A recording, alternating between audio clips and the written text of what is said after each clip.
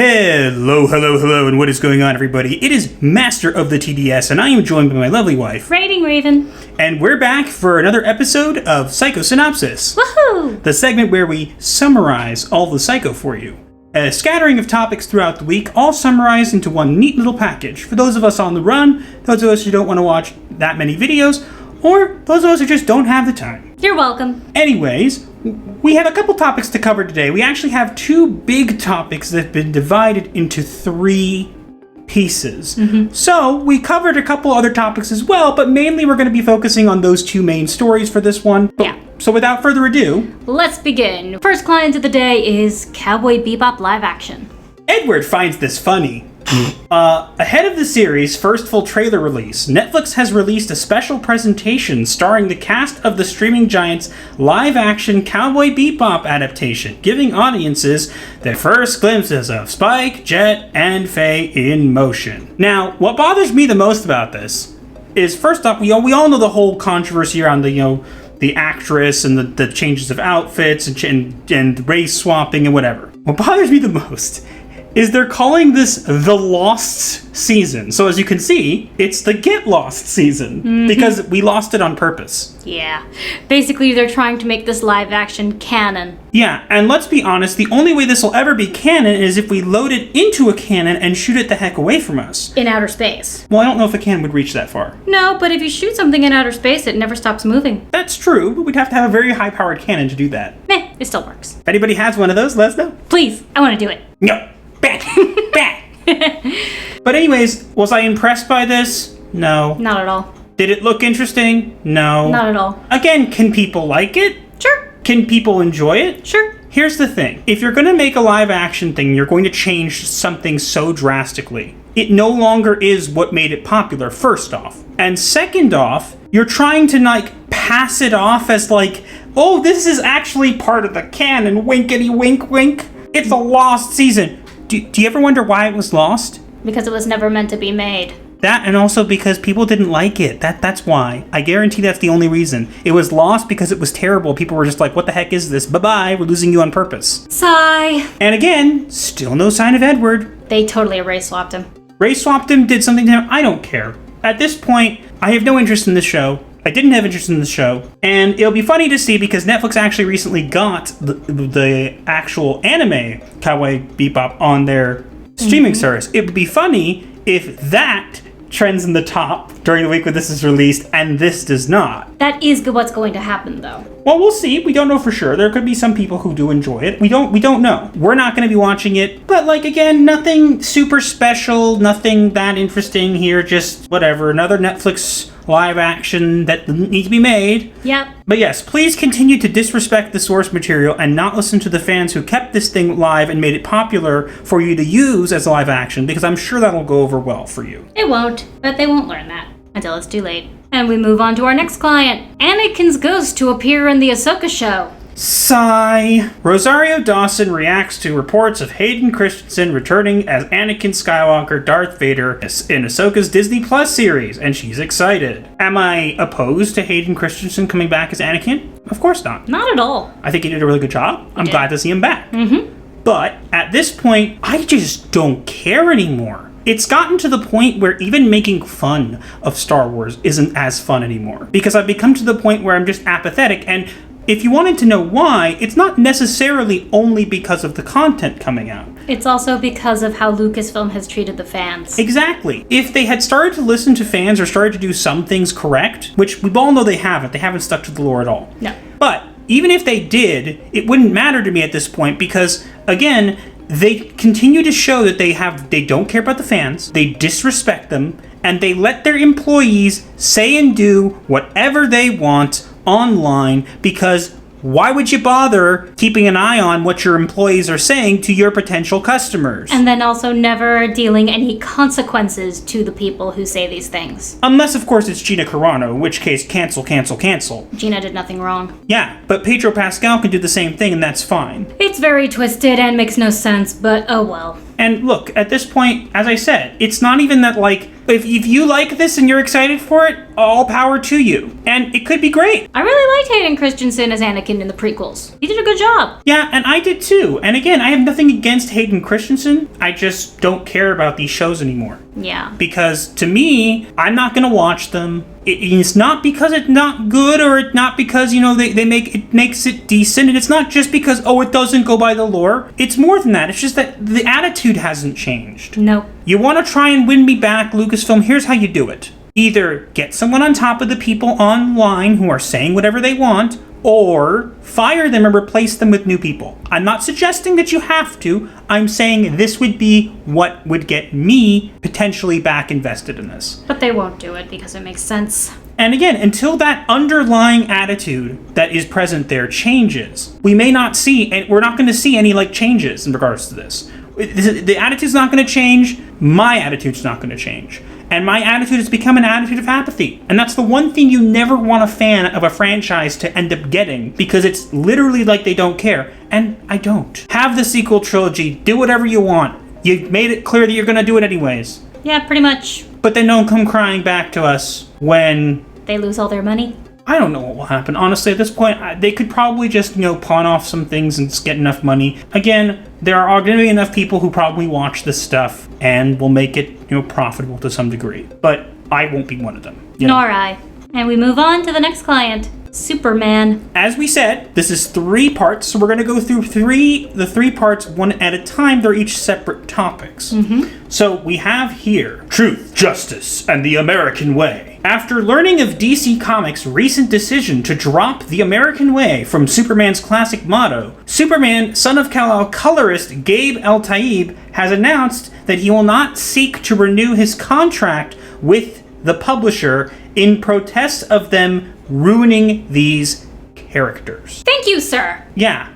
Apparently he came out on, and shout out to Ethan Van Sciver, apparently came on his stream, and he's apparently been working behind the scenes for people involved in Comicsgate for a while. And look, whatever you hold about Comicsgate aside, this was stupid changes. And they could have just come out and said, hey, this phrase that we liked using, it's no longer under copyright. We have to change it. Yeah, we no longer own the rights to the trademark. It's now available for public use. We have to come up with something else now. They could have said that, but they didn't. But yeah, and also, again, it just goes to show you that people are saying, comics are fine. Really? So the colorist for this issue, where he's supposed to be, coming out as bisexual, whatever, he just up and left because he didn't like what they were doing to the characters. That's saying something, people. It is, and it's gotten a lot of attention. Now, obviously, it's also got the attention of people online who are just angry and butthurt about it because they can't take the idea that people don't like their precious diversity comics. And also because they have no lives. Well, that's a given.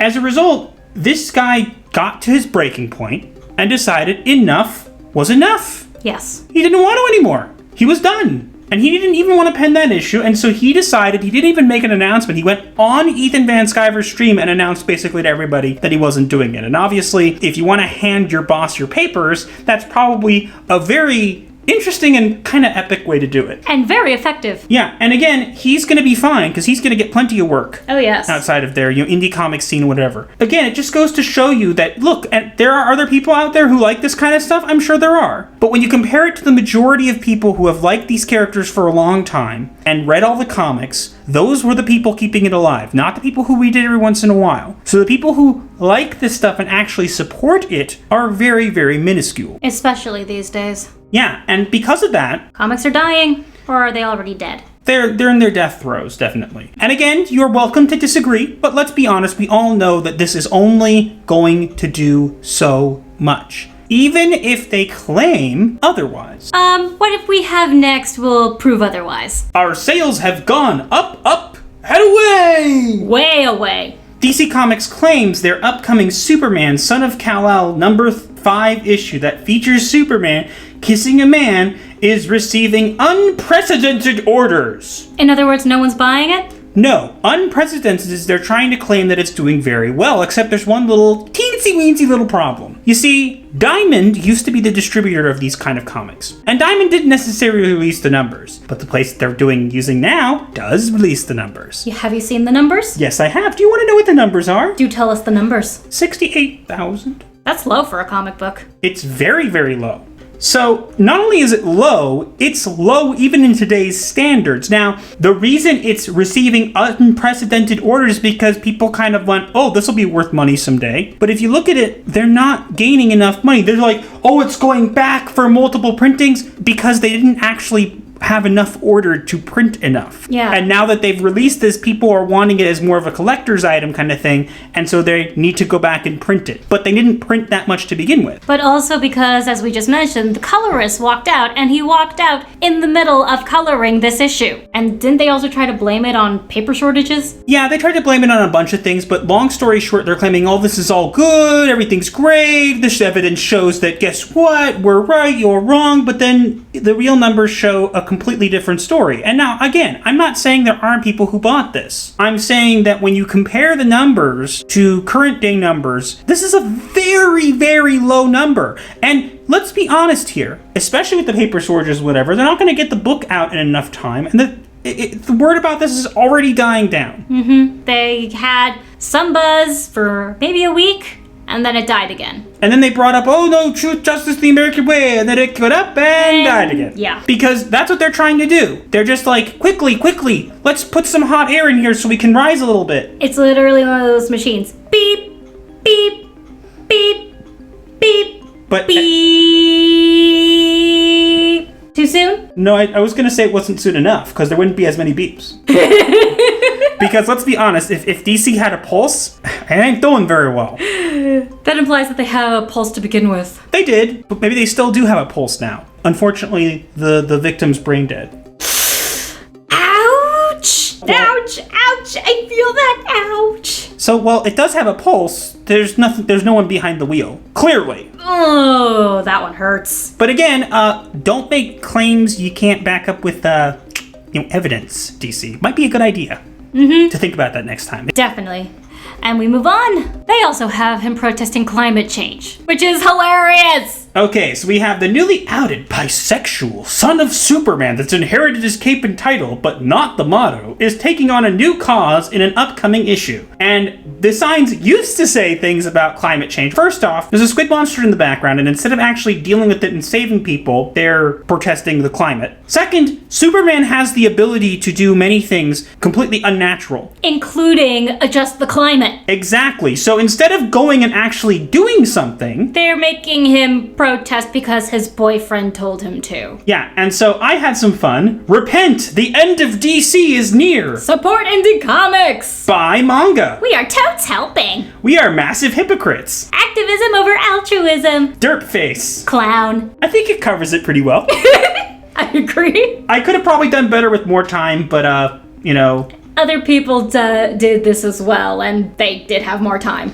And again, look, nobody's saying he can't, do something for the climate. But this is not what Superman would do. He would actually do something instead of saying he should do something. But it's okay. He's protesting the climate. I'm sure someone else will fix it, right? Not the superpowered being from another world. DC, you no longer make any sense. That, and also one of those signs said there is no Planet 2, but let's be honest, there's a multiverse, isn't there? And also, Superman's from another planet. That proves there are other planets. So, when you're saying there's no Planet B, but there is. Yes, and especially in DC Comics in the 31st century, there is what they call the United Planets, you idiots. Yeah, and look, again, it just goes to show you that they don't even think through things. It's all about pushing a narrative and a message. It's not about actually giving you decent comics anymore. And of course, his boyfriend is the one with the pink hair, who's a hacktivist. Whatever that means. But he also has the ability to become intangible, so he can't be hurt by anything. Which is basically their way of saying that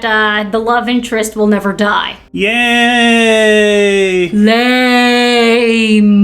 There's no stakes then. Yeah. What's the point? Oh no, Superman has to go save his eyes, but he'll be fine. That is really stupid. At least there was a point where Kitty Pryde couldn't turn hers off or something. Yeah, that was in Marvel, though. I feel like she also got stuck in a wall. Or maybe that was something I did in a story. No, I think she got stuck in a wall at 1.2. This guy's never gonna get stuck in a wall. It just goes to show you that, look, they're trying to push this message as this super-powered being who could fix these problems doesn't fix them. Which is stupid. Shall we move on? Mm-hmm. And on to Batwoman. Batwoman. Okay, again, another one that's in 3 parts. And again, we're not going to go into super detail here in regards to this. We're just going to kind of give our opinions and kind of a general summary of it, because there's a bunch of things that came out about this, and we could stay here for a week. But we have here Batwoman, this video, challenge accepted. According to former Batwoman star Ruby Rose, the narrative put forth in the media surrounding her departure from the live-action DC Comics adaptation has been a near complete fabrication, as the actress has alleged that her exit from the show was not due to COVID, but rather to CW's own mistreatment of their actors and neglect of on-set safety conditions. Now, the neglect of on-set safety conditions, I can really, truly believe. Yeah, and we've seen evidence of this. Now, she came up with this huge bunch of different posts on Instagram, basically detailing some of the things, like someone getting burns enough where pieces of their skin fell off their face, her getting injured to the point where she almost became blind in one of her eyes. Someone ending up paralyzed on set. Yeah, and them not, funding her thing because they had to look into it. Them asking her to come back too soon, when she was injured. Someone who was like on the production thing, getting women to steam his pants while he was still wearing them. Which is extremely weird. Some of her co-stars not coming in on time and whatever. And the showrunner only showing up on set 4 times. Which doesn't surprise me because, as you can, Caroline Drives is a bit interesting. Unstable, I think you mean. But again, so obviously this was something that came out, was big news. Now, you'd think, okay, well that's where it ends, right? No. Oh, no, because... as it says here, Warner Brothers has fired back at Ruby Rose over her recent allegations of mistreatment and unsafe conditions on the set of Batwoman, denying the actress's claims and describing them as revisionist history. And as you can see, the Joker says, "This one will really kill you." And the Warner Brothers symbol, da da da da. Quick, to the invisible fan base! Also, a very good Joker impression, my love. Thanks. But look, Warner Brothers obviously wasn't going to take this standing down. No. So of course they fired back, basically saying that she had grossly exaggerated her claims, and it was complete not true, and it was revisionist history. The real question becomes, who do you believe? Some of the things that Ruby Rose mentioned we know actually happened. Yeah. Like her injury and stuff were documented. And the person who ended up paralyzed. Yes. But, aside from anything else, would I be surprised to know that this was all true? Not really. I wouldn't be surprised either. Do I think that there's probably some truth to what she's saying? Sure. Absolutely. I can totally 100% get behind that. Mm-hmm. Now, who's right, who's wrong, whatever, doesn't really matter. Because what this goes to show you is that she even said that they had ruined Kate Kane, they had ruined Batwoman, and we all knew this. And she said she wouldn't go back to the show if you put a gun to her head. Or gave her a bribe. But I think it was that we all thought she didn't really know anything about the character she was playing. This proves that idea wrong. As far as we know, again, she may not have known anything about the character anyways. But she says they ruined Batwoman. It's not hard to know that they ruined Batwoman. Okay, that's fair. The fan reaction would give her a little bit of a hint. Good point. Also the ratings. Yeah, and again, look, Batwoman is a show that should not be even on air anymore. It's gotten a lot of time. But, of course, when Warner Brothers came out and said something, somebody else had to open their mouth. Tell us. Time to shill up! It's morphine time! Go, go, Woke Rangers! According to Batwoman's Cameron Johnson, who plays Luke Fox, aka Batwing, or as from Heel vs. Babyface, shout out to you, likes to call him Soywing, in the CW's flailing live-action adaptation of the DC Comics character, the recent allegations of on-set mistreatment and unsafe working conditions made by former series star Ruby Rose are nothing more than lies. Now, he didn't directly come out and say, hey, everything she said is lies. He said basically that a lot of lies have been spread during the day. So then, what are the lies and what are the truths? Who knows? Also, I've heard since this video was made, this is actually breaking news, that another person came out and basically mentioned how Ruby Rose was tyrannical on the set. Do I think there's some truth to both angles? Absolutely. Do I think Ruby Rose was completely blameless? No. Do I think that Warner Brothers didn't do anything wrong? Of course not. No, not really. I would not be surprised. Now, why this person had to come out and say anything? Don't know. Could have been blackmailed. He shouldn't have said anything at all. Nope. You see, when this kind of stuff happens, unless there's when you come out and have more people coming out and saying something who don't need to say anything, it begs the question, like, why? A good question. Warner Brothers already made a statement. What is your statement gonna do? Nothing. Again, I'm not saying that he doesn't have a right to say what he wants. He does. It's been made very clear since Warner Brothers came out and said something. And, Ruby Rose came out with a bunch of stuff. What's right, what's wrong, we don't know. I'm sure we'll know more about this, and we'll update you in the future if there is more information that comes out to light about this. But Indeed. in regards to the situation, it's ongoing. Who's right, who's wrong, you get to decide. I think there's a truth lies somewhere within the middle. And so we move on. Final client of the day, a transgender Amazon. Okay, so this is a little bit of a touchy topic, so we're going to be trying to be a little careful here. As you can say, the DC Universe has made history as Wonder Woman's Amazons welcome Bia, a transgender woman, into their society in Nubia and the Amazons. As you see, I don't know how to explain it yet, but this exact moment feels like my soul has desired it long before I came here. I am Bia, and then the person you see flying at her saying, and I won't have it, is Hephaestus. Now, according to the lore of DC Comics and mythology, any biological males that were born on Themyscira were taken by Hephaestus to work on his fort. Is there a problem with this? Not really. Is it necessary? No. Now, here's the worst part. This, you would never know, but this was a transgender Amazon. they made it a specific announcement. After saying that they weren't going to make an announcement about it, they made an announcement about it, which made things even worse. But again, which begs the question, and look, I'm not a fan of this personally. You can like it all you want. I'm not hating on anybody who does like it. Do what you want. Yeah. But I will say that if you're specifically saying, we didn't want to make a big mention of it because we didn't want to make a big deal about it, and then you go and make a big deal about it, you've literally, A, you're a liar and counterintuitive to what you actually said, and B, if you're trying to normalize something, you don't come out and make a giant announcement about it. Yeah.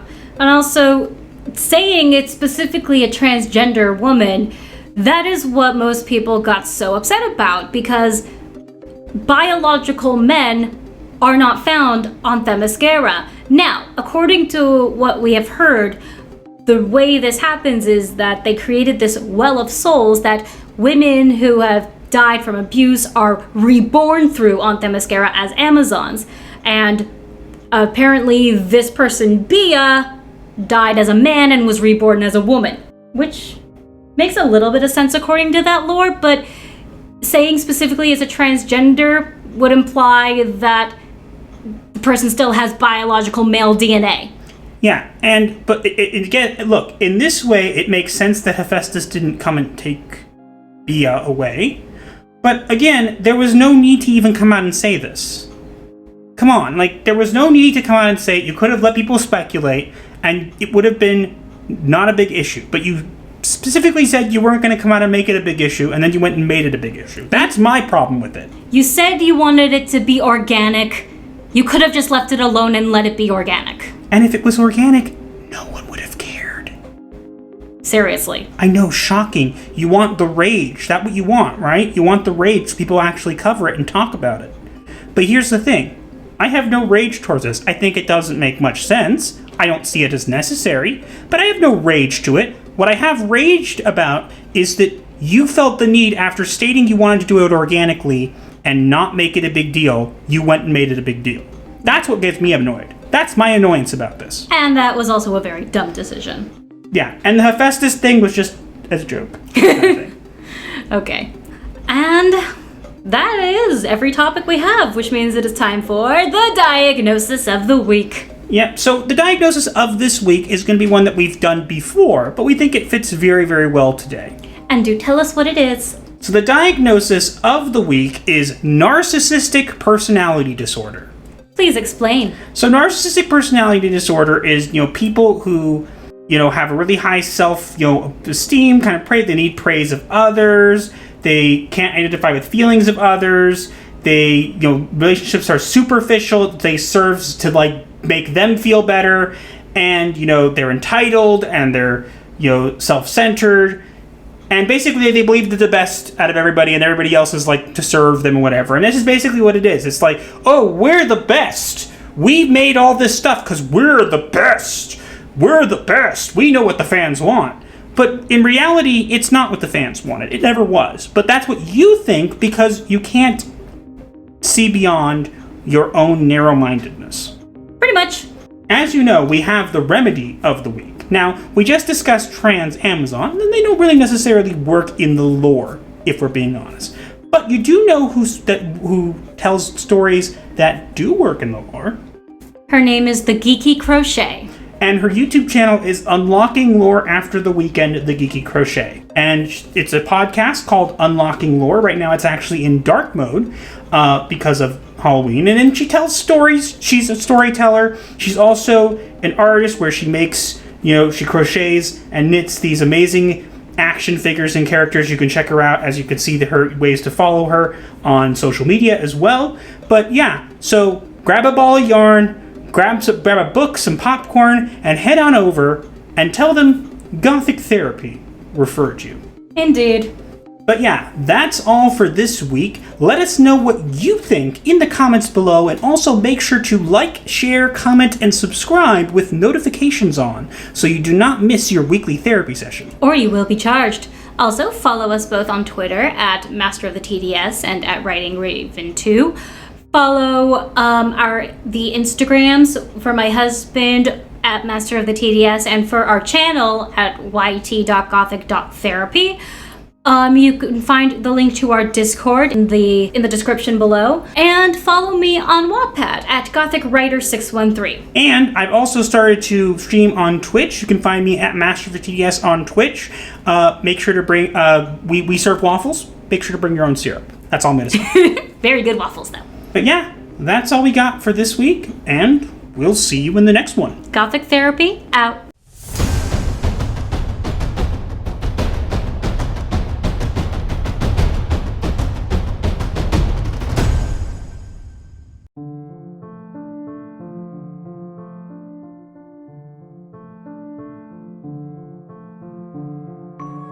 Catch us on the web.